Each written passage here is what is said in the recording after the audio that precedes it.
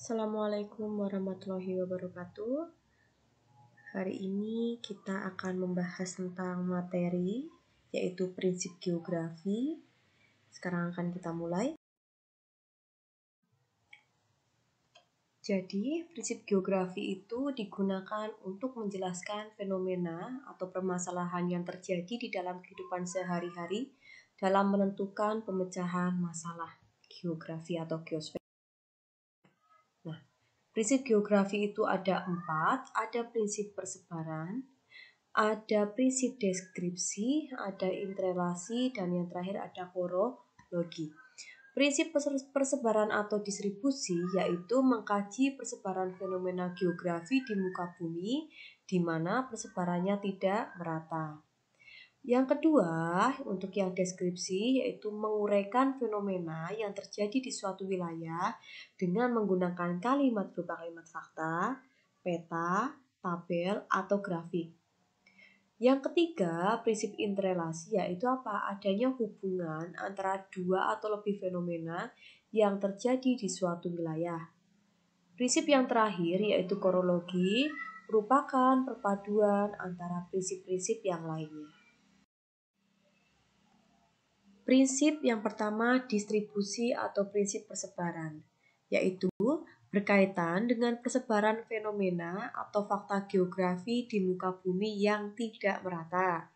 Contohnya, hutan hujan tropis dapat ditemukan di Indonesia, terutama di mana? Di Sumatera dan Kalimantan. Di Jawa tidak ada.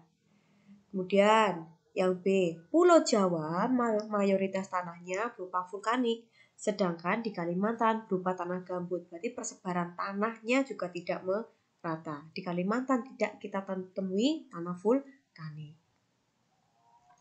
Nah, ini adalah contoh prinsip distribusi yaitu persebaran fauna. Di Sumatera itu ada beruang madu, ada harimau Sumatera, ada gajah. Di Kalimantan ada orang hutan. Di Jawa ada badak berjula 1, harimau Jawa, banteng. Di peralihan itu ada babi rusa, ada anoa, ada burung malio, dan komodo. Di Indonesia bagian timur, di Papua itu ada cendrawasih, ada kuskus, ada kakatua, dan ada walabi. Ini adalah prinsip distribusi atau persebaran. Intinya mengkaji persebaran fenomena geografi yang tidak merata. Contoh yang lain adalah persebaran penduduk, persebaran barang tambang. Kita lanjut. Yang kedua adalah prinsip interrelasi. Jadi itu apa sih? Menunjukkan adanya keterkaitan atau sebab akibat antara gejala yang satu dengan gejala yang lain. Contohnya kalau nggak fisik dengan fisik, atau sosial dengan fisik, atau sosial dengan sosial. Contohnya yaitu tingginya curah hujan menyebabkan banjir. Nah ini curah hujan itu berarti masuknya kemana? Fisik menyebabkan banjir. Banjir juga apa? Fisik. Curah hujan menyebabkan banjir, adanya sebab akibat.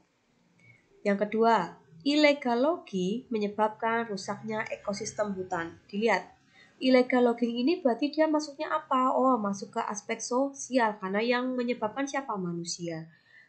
Rusaknya ekosistem hutan ke fisik. Nah, ini contoh interrelasi adanya sebab akibat atau keterkaitan. Contohnya. Lanjut.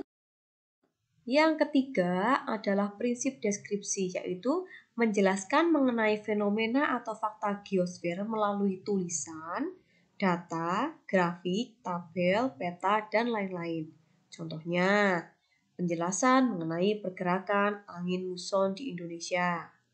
Atau Olimpiade Tokyo 2020 mulai berlangsung 23 Juli 2021 sampai 8 Agustus 2021. Nah ini, kalau nanti tampilkan ada peta, kemudian langsung saja prinsipnya adalah deskripsi. Kalau ada grafik, ada tabel, kemudian ada data, langsung saja ke deskripsi. Kita lanjut. Prinsip yang keempat yaitu prinsip horologi, yaitu gabungan dari ketiga prinsip. Nanti ada gejala, fakta, dan masalah geografi yang dianalisis persebarannya, sebab atau penyebabnya, dan dikaji dari berbagai aspek yang mempengaruhi. Contohnya, Indonesia diapit oleh 3 lempeng besar dan 1 lempeng mikro, Eurasia, Pasifik. Ini ya, Eurasia, Pasifik. Kemudian ada lempeng Indo-Australia dan ada lempeng Mikrofilipina. Sehingga ditemui banyak gunung api aktif terutama di Pulau Sumatera, Jawa, kemudian Bali dan Nusa Tenggara. Letusan gunung berapi membuat tanah subur karena kandungan unsur haranya di dalam abu vulkanik yang tinggi. Nah, dari kalimat ini sekarang kita cari mana prinsipnya. Yang pertama ini, Indonesia diapit oleh 3 lempeng. Nah, 3 lempeng besar dan 1 lempeng kecil. Ini berarti apa? Maksudnya ke deskripsi, yaitu masuk ke deskripsi. Nah, masuk deskripsi.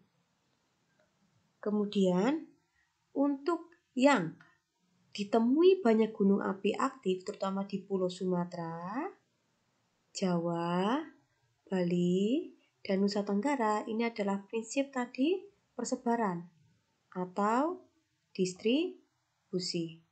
Nah, kemudian untuk yang interelasi kita lihat dari mana? Membuat tanah subur. Nah, ini berarti dampaknya. Itu adalah prinsip korologi. Sekian ya. Kemudian, terima kasih. Ini adalah penjelasan dari 4 prinsip geografi. Terima kasih. Wassalamualaikum warahmatullahi wabarakatuh.